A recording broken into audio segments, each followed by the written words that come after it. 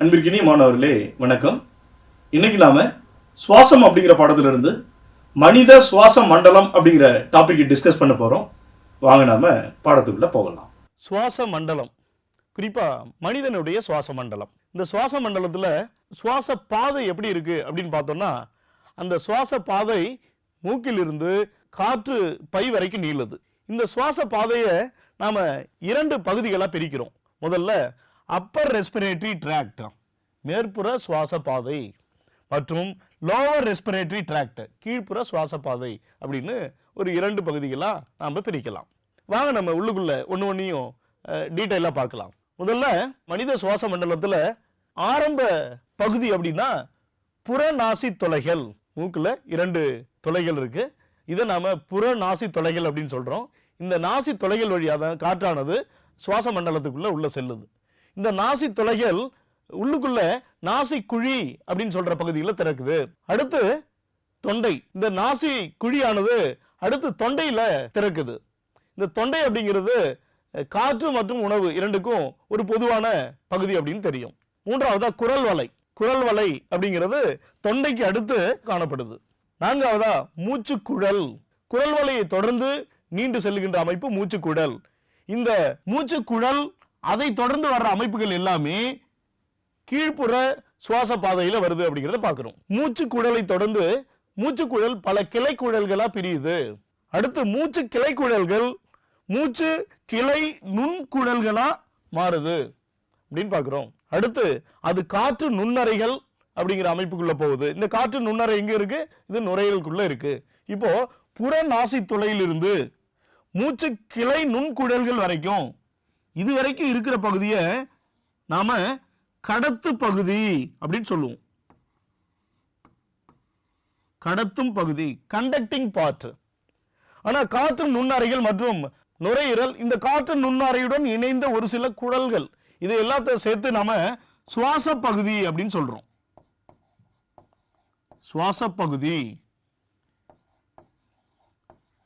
இந்த பகுதிகளை நம்ம கடத்தும் பகுதிகள் அப்படின்னு சொல்றோம். காற்று நுண்ணறை, அதனுடன் இணைந்த சிறிய குழல்கள், இவையெல்லாம் சேர்த்து சுவாச பகுதி அப்படின்னு சொல்றோம். இப்போ நம்ம ஒவ்வொரு அமைப்பா டீட்டெயிலாக பார்க்கலாம். அதுல முதலாவதா நம்ம நாசி குழி அப்படிங்கிறத எடுத்துக்கலாம். இந்த நாசி குழி அப்படிங்கிறது இந்த நாசி துளைகள் உள்ளுக்குள்ள திறக்கிற பகுதி தான் நாசி குழி அப்படின்னு சொல்றோம். இந்த நாசி குழியில என்னென்ன அமைப்புகள்லாம் இருக்கு அப்படின்னு பார்த்தா, முதலாவதா சுவாச பகுதி. இப்ப இது பாருங்க, இதுதான் இந்த நாசி குழியினுடைய அமைப்பு.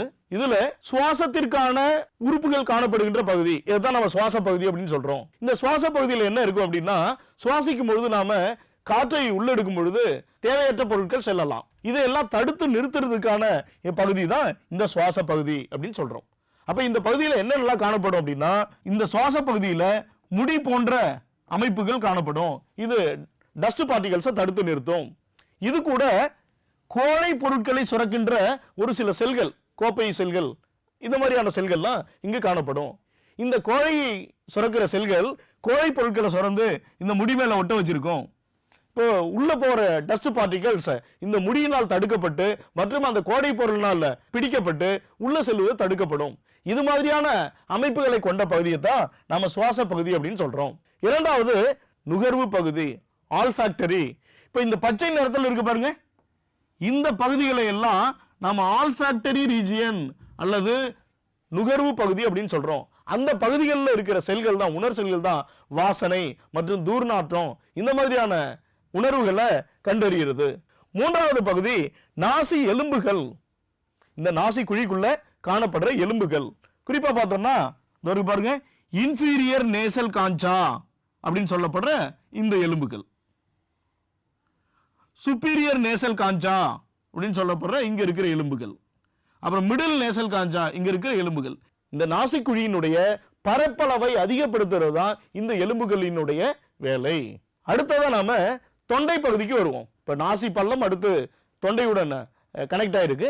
அந்த தொண்டை பகுதியில் பார்த்தோம்னா என்னென்ன அமைப்புகள் இருக்கு அப்படின்னு பார்த்தோம்னா, இந்த தொண்டை பகுதியிலையும் நாம ஒரு 3 பிரிவுகளை பார்க்க முடியும். முதலாவதா நாசி தொண்டை அப்படின்னு சொல்றோம். அது என்ன நாசி தொண்டை அப்படின்னா, இது வாய்ப்பகுதி. இந்த வாய்ப்பகுதி நேரா உணவை தொண்டை பகுதி உள்ள திறக்குது. இந்த உணவானது நாசி குழிக்குள்ள ஏறிடாம இருக்கிறதுக்காக இந்த இடத்துல உள்நாக்கு அப்படின்னு சொல்ற யுவிலா அப்படின்னு சொல்ற உள்நாக்கு அப்படிங்கிற அமைப்பு காணப்படுது. இந்த உள்நாக்குக்கு மேல இருக்கிற இந்த பகுதியில் தான் நேசோஃபாரிங்ஸ் அல்லது நாசி தொண்டை அப்படின்னு சொல்றோம். இரண்டாவதா வாய்ப்புற தொண்டை. வாயானது உணவை நேரா கொண்டு போய் தொண்டைக்குள்ள சேர்க்கிற இந்த இடத்துக்கு தான் ஓரோஃபாரிங்ஸ் அல்லது வாய்ப்புற தொண்டை அப்படின்னு பேரு. மூன்றாவதா குரல் வலை தொண்டை. இந்த குரல் வலை தொண்டைன்னா என்னன்னா, நமக்கு குரல் வலை ஆரம்பிக்கிற இடம் வாயிலிருந்து இதுவரைக்கும் லேரிங்ஸ் அப்படின்னு சொல்லப்படுற குரல் வலை இருக்கு. இந்த குரல் வலை பகுதியில இருக்கிற இந்த இடத்தை தான், இந்த குரல் வலை இருக்கிற இந்த பகுதியை தான் ஹைப்போஃபாரிங்ஸ் அப்படின்னோ அல்லது லேரிங்கோஃபாரிங்ஸ் அப்படின்னோ சொல்றோம். தமிழ்ல அதற்கு குரல் வலை தொண்டைன்னு பேரு. இப்படி நம்ம தொண்டை பகுதியை ஒரு 3 பிரிவுகளா பிரிக்கிறோம். அடுத்ததா குரல் வலை. தொண்டையை தொடர்ந்து இருக்கிற சுவாச பகுதி குரல் வலை அப்படின்னு சொல்றோம். இந்த படத்தை பாருங்க, இதுதான் நம்முடைய குரல் வலையின் அமைப்பு. இந்த குரல் வலை குறிப்பா 3வது கழுத்து முள்ளெலும்பு பகுதியிலிருந்து 6வது கழுத்து முள்ளெலும்பு பகுதி வரைக்கும் இருக்கு. நமக்கு கழுத்து முள்ளெலும்புகள் அப்படின்னு எடுத்துக்கிட்டோம்னா பொதுவா பாலூட்டிகளுக்கு 7 கழுத்து முள்ளெலும்புகள் அப்படிங்கிறது இதனுடைய பொது பண்பு. அதுல 3வது கழுத்து முள்ளெலும்புல இருந்து 6வது கழுத்து முள்ளெலும்பு வரைக்கும் இந்த குரல் வலையானது நீண்டு இருக்கு. கிளாட்டிஸ் அப்படின்னு சொல்லப்படுகின்ற குரல் வலை துளை, இதுதான் இந்த குரல் வலையினுடைய ஒரு ஆரம்ப பகுதி. அதன் வழியா தான் காற்றானது நுழைந்து உள் செல்லுது. அதன் வழியா காற்றை தவிர மற்ற பொருள்கள் போயிடாம இருக்கிறதுக்காக அதை மூடி பாதுகாக்கிற அமைப்புக்கு குரல் வலை மூடின்னு பேரு. இதுக்கு பேரு எபிகிளாட்டிஸ். இந்த குரல் வலை துளைக்கு நம்ம கிளாட்டிஸ்னும் இந்த குரல் வலை மூடிக்கு நம்ம எபிகிளாட்டிஸ் அப்படின்னு சொல்றோம். இதை உருவாக்குறது ஒட்டுமொத்தமா ஒரு 9 குருத்தெலும்புகள் அப்படின்னு பாக்குறோம். இந்த 9 குருத்தெலும்புகள்ல 3 குருத்தெலும்புகள் ஜோடி ஜோடியா இருக்கும். அப்ப 3 குருத்தெலும்புகள் ஜோடியா இருந்தா மொத்தம் 6. 3 குருத்தெலும்புகள் தனியா இருக்கும். அப்ப இது ஒரு 3. மொத்தம் சேர்த்தோம்னா 9 குருத்தெலும்புகள் காணப்படுது. இதுல தனித்த குருத்தெலும்புகள் எது அப்படின்னு பார்த்தோம்னா, முதல்ல எபிகிளாட்டிஸ் 1, தைராய்டு கார்டிலேஜ் அப்படின்னு சொல்றது 2வது, அண்ட் கிரிகாய்டு கார்டிலேஜ் 3வது. இவைகள் 3ம் தனித்த குருத்தெலும்புகள். மொத்தம் 3 குருத்தெலும்புகள் இருக்கு. அதுபோல இந்த ஜோடியான குருத்தெலும்புகள் அப்படின்னு பார்த்தோம்னா, 1 அரிட்டினாய்டு. இது ஒரு ஜோடியான குருத்தெலும்பு. கார்னிகுலேட். இதை தவிர கியூனிஃபார்ம். கார்னி கியூனி. இந்த கார்னி கியூனி இரண்டுமே ஜோடியான குருத்தெலும்புகள். இதை ஞாபகம் வச்சுக்கிறதுக்கு கொஞ்சம் எளிதா இருக்கும். ஆக அரிட்டினாய்டு 1, கார்னிகுலேட் 2, கியூனிஃபார்ம் 3, இவைகள் 3ம் ஜோடியான குருத்தெலும்புகள் அப்படின்னு பார்க்கிறோம். ஆக மொத்தம் 9 குருத்தெலும்புகள் இந்த குரல் வலையை உருவாக்கி இருக்கு. இந்த குரல் வலையில இருக்கிற மிக முக்கியமான ஒரு அமைப்பு எது அப்படின்னு பார்த்தோம்னா குரல் நான் அப்படின்னு சொல்லப்படுறது. இதுதான் நாம எழுப்புற சத்தத்துக்கும் பேசுற வார்த்தைகளுக்கும் இவைகள் தான் காரணமா இருக்கு. இந்த குரல் நானினுடைய அமைப்பு அப்படின்னு பார்த்தோம்னா இங்க பாருங்க, இது குரல் வலைக்குள்ளதான் இருக்கு. இந்த குரல் வலைக்குள்ள இந்த வெள்ளை நிறத்துல காணப்படுற இந்த பகுதி, இது எல்லாமே சேர்த்து குரல் நான் அப்படின்னு சொல்றோம். இந்த குரல் நான்ல முதல்ல உள்பகுதியில் காணப்படுகின்ற வெண்மை நிறத்தில் காணப்படுகின்ற உண்மை, வெண்மை உண்மை ஞாபகத்தில் வச்சுப்போம். இந்த வெண்மை நிறத்தில் காணப்படுகின்ற இந்த அமைப்பு இருக்கு இல்லைங்களா, ஒரு தந்த மாதிரி காணப்படுது 2 அமைப்புகள், நான்கள். இதைத்தான் நாம உண்மை குரல் நான் அப்படின்னு சொல்றோம். இதை தவிர வெளிப்பகுதியில், அந்த வெண்மை நிற பகுதிக்கு வெளிப்பகுதியில் காணப்படுகின்ற இளஞ்சிவப்பு நிறத்தில் காணப்படுகின்ற அந்த அமைப்புக்கு தான் நம்ம பொய் குரல் நான் அப்படின்னு சொல்றோம். இந்த இடத்துல இருக்கு இல்லைங்களா, இந்த பகுதியில் காணப்படுற இந்த அமைப்புக்கு தான் நாம பொய் குரல் நான் அப்படின்னு சொல்றோம். அப்ப இந்த குரல் நான் தான் சப்தம் எழுப்புகின்ற வேலையை செய்யுது. மனிதன்ல இதை குரல் நான் ஆனது வோக்கல் கார்டு அப்படின்னு சொல்றோம். ஆனா பறவைகள் சப்தம் எழுப்புது இல்லைங்களா, இதை நாம சிரிங்ஸ் அப்படின்னு சொல்றோம். இது பறவைகள்ல ஒலிப்பெட்டகம் அப்படின்னு சொல்லப்படுது. அடுத்ததான் நாம மூச்சுக்குழல் அப்படிங்கிற அமைப்பை பார்க்கலாம். மூச்சுக்குழல் அப்படிங்கிறது குரல் வலையிலிருந்து மூச்சு கிளைக்குழல்கள் உருவாகிற வரைக்கும் இருக்கிற அந்த இடைப்பட்ட அமைப்புக்கு தான் மூச்சுக்குழல் அப்படின்னு சொல்றோம். இப்ப இந்த படத்துல இந்த நீல நிறத்துல காணப்படுது இல்லைங்களா, இதைத்தான் நாம மூச்சுக்குழல் அப்படின்னு சொல்றோம். இது கிட்டத்தட்ட ஒரு 12 சென்டிமீட்டர் நீளமுடையது. 12 சென்டிமீட்டர் நீளமுடையது. இது மட்டும் இல்லாம இதுல பாத்தீங்கன்னா கிட்டத்தட்ட ஒரு 16 இருந்து 17 சி வடிவ குருத்தெலும்பு, இதுல வடிவ அப்படின்னு விட்டுருக்கு, இதுல சி வடிவ குருத்தெலும்பு அப்படின்னு ஞாபகத்தில் வச்சுங்க. அது என்ன சி வடிவம் அப்படின்னா கிட்டத்தட்ட இப்படி இருக்கு, ஒரு வட்ட வடிவத்தில் இல்லாம முழு வட்டமா இல்லாம ஒரு கால் பகுதியானது இல்லாம இருக்கு. 5வது மார்பு புறம் முதுகெலும்பு வரை அது நீண்டு இருக்கு. நமக்கு மார்பு புறம் முதுகெலும்புகள் மொத்தம் 12 இருக்கு. இந்த 12 மார்பு புற முதுகெலும்புல 5வது மார்பு புறம் முதுகெலும்பு வரைக்கும் இந்த மூச்சுக்குழல் நீண்டு இருக்கு. அது 5வது 5th thoracic vertebrae-ல அது இரண்டா பிரிஞ்சு 2 கிளை குழல்களா மாறிடுது. அப்ப குரல் வலையிலிருந்து 5வது மார்பு புற முதுகெலும்பு வரை நீண்டு இருக்கின்ற ஒரு 12 சென்டிமீட்டர் நீளமுடைய அந்த குழாயை தான் நாம மூச்சுக்குழல் அப்படின்னு சொல்றோம். அடுத்ததா மூச்சுக்குழலினுடைய கிளை குழல்கள் எப்படி எல்லாம் பிரிஞ்சிருக்கு அப்படின்னு பாக்குறோம். இந்த மூச்சுக்குழலினுடைய கிளை குழல்கள் 2 கிளையா பிரியுது. அப்படி பிரியிற இந்த நடுப்பகுதியை தான் நம்ம கரீனா அப்படின்னு சொல்லுவோம். அந்த கரீனாவில இருந்து 2 கிளை குழல்கள்லாம் பிரியுது. அதுக்கு நாம முதல் நிலை மூச்சு கிளை குழல்கள் அப்படின்னு சொல்றோம். இதுக்கு என்ன பேர் சொல்றோம் நாம? Primary bronchus. இதான் இந்த முதல் நிலை மூச்சு கிளை குழல். இந்த முதல் நிலை மூச்சு கிளை குழல்கள் மேலும் பிரிவடைந்து 2ஆம் நிலை மூச்சு கிளை குழல்களா மாறுது. இங்க பாருங்க, இந்த முதல் நிலை மூச்சு கிளை குழல்கள் மேலும் பிரிவடைந்து 2ஆம் நிலை மூச்சு கிளை குழல்களா மாறுது. 3ஆம் நிலை மூச்சு கிளை குழல்கள், இந்த 2ஆம் நிலை மூச்சு கிளை குழல்கள் தான் 3ஆம் நிலை மூச்சு கிளை குழல்களா மாறுது. ட்ரெஷரி பிராங்கி அப்படின்னு சொல்றோம். இந்த பிராங்கி அடுத்து என்ன ஆகுதுன்னா மூச்சு கிளை நுண்குழல்களா மாறுது. பிராங்கியோல்ஸ் அப்படின்னு மாறுது. முடிவு மூச்சு கிளை நுண்குழல்கள் டெர்மினல் பிராங்கியோல்ஸ் அப்படின்னு மாறுது. Terminal bronchioles. இந்த டெர்மினல் பிராங்கியோல்ஸ் மேலும் பல கிளைகளை பிரிஞ்சு சுவாச மூச்சு கிளை நுண்குழல்கள் ரெஸ்பிரேட்டரி பிராங்கியோல் அப்படின்னு சொல்றோம். இந்த ரெஸ்பிரேட்டரி பிராங்கியோல் கடைசியா காற்று நுண்பை குழல்களா மாறி அது காற்று நுண்பையில ஒன்னும் ஒரு காற்று நுண்பையை வந்து அடையுது. இந்த மாதிரி தான் மூச்சு குழலானது பல்வேறு கிளைகளா பிரிந்து கடைசியா அது காற்று நுண்பையை வந்து அடையுது. இதுல பிராங்கியோல்கள்ல நமக்கு குருத்தெலும்புகள் காணப்படுறது இல்ல. இந்த குருத்தெலும்புகள் என்ன பணியை இங்க செய்யுது அப்படின்னா, திடீர்னு நாம தும்மும் பொழுதோ அல்லது இருமும் பொழுதோ அல்லது மூச்சை வேகமா இழுக்கும் பொழுதோ அல்லது அதிக அழுத்தத்தோட காற்று உள்ளேயோ அல்லது வெளியே செல்லும் பொழுதோ காற்று அழுத்தத்தினால சேதமடைகிறத தடுக்கிறது தான் இந்த குருத்தெலும்புகளுடைய வேலை. அடுத்ததான் நம்ம நுரையீரலுக்கு வருவோம். இப்ப நுரையீரல் பார்த்தோம்னா நமது மார்பறையில இருக்கு. ப்ளூரா அப்படிங்கிற ஒரு இரட்டை சவ்வினால் சூழப்பட்டிருக்கு. இந்த ப்ளூரா உரை பார்த்தோம்னா இந்த நுரையீரலுக்கு மேல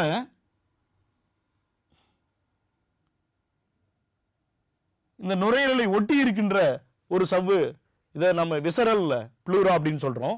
அடுத்ததா இந்த ப்ளூரா சவ்வினுடைய 2வது அடுக்கு இப்படி வெளிநோக்கி இருக்கு. இந்த 2 அடுக்கையுமே சேர்த்து தான் நாம ப்ளூரா அப்படின்னு சொல்றோம். இந்த சவ்வுக்கு இடையில இடைவெளி காணப்படுது இல்லைங்களா, இந்த இடைவெளியை நாம ப்ளூரல் இடைவெளி அப்படின்னு சொல்றோம். இந்த ப்ளூரல் இடைவெளி முழுவதுமாக திரவம் நிரம்பி இருக்கு. இதை நாம ப்ளூரல் திரவம் அப்படின்னு சொல்றோம். இந்த ப்ளூரல் திரவம் ஒட்டுமொத்தமா இந்த நுரையீரல் சுருங்கி விரியும் பொழுது அது மற்ற பொருள்கள் கூட உராயாம இருக்கிறதுக்காக ஒரு உயவு தன்மை கொடுத்து நுரையீரலை பாதுகாக்கிற வேலையை செய்யுது.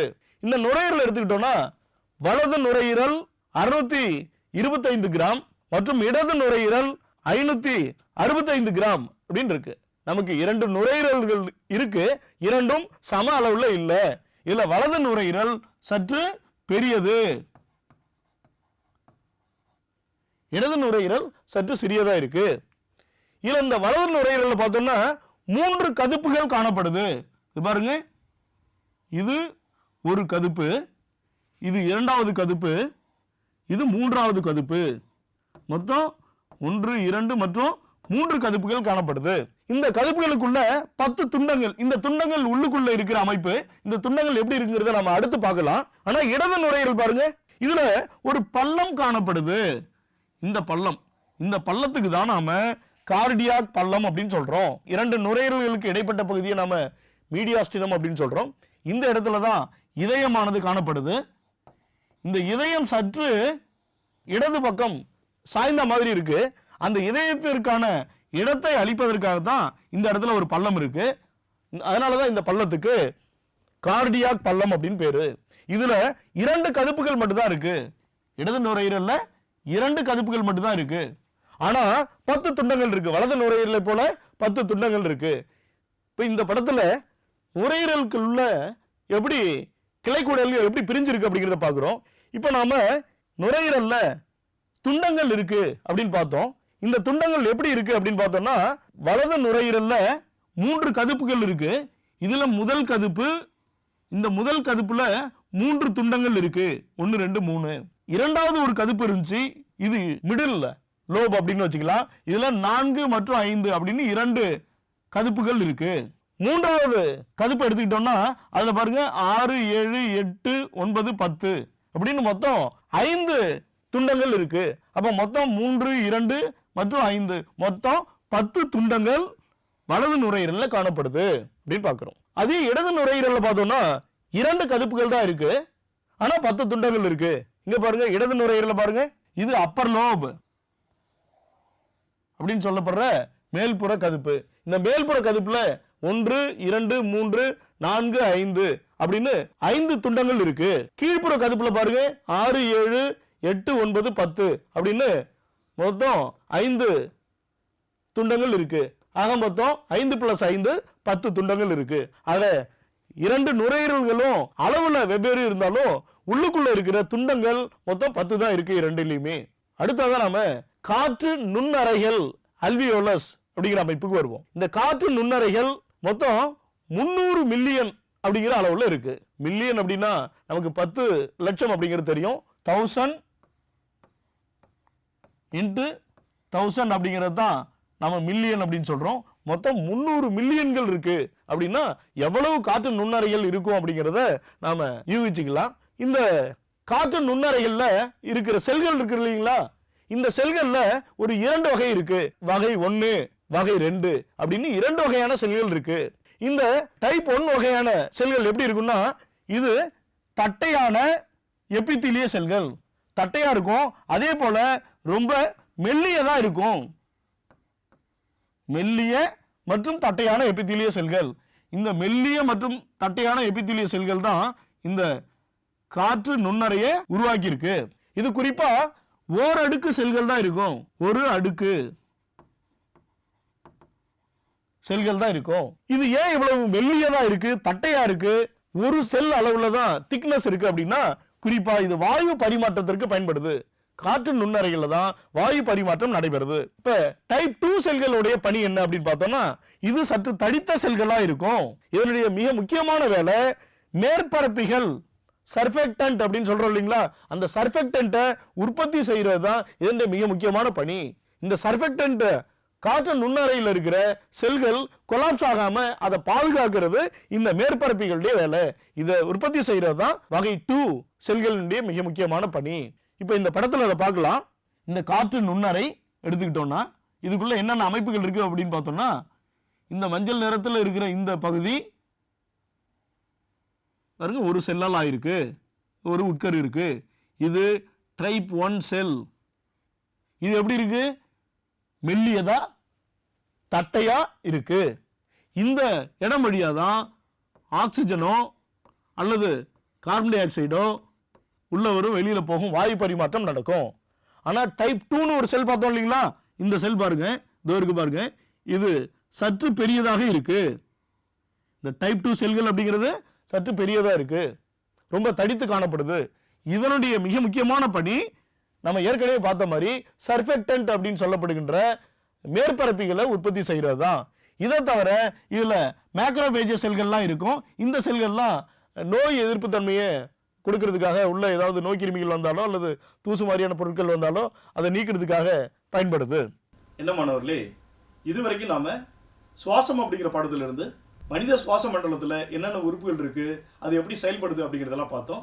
நம்முடைய அடுத்த வீடியோவில் இந்த பாடப்பகுதியிலிருந்து முந்தைய ஆண்டுகளில் போட்டித் தேர்வுகளில் கேட்கப்பட்ட வினாக்கள் மற்றும் அதற்கான விடைகளை பற்றி பார்க்கலாம். அதுவரை நன்றி, வணக்கம்.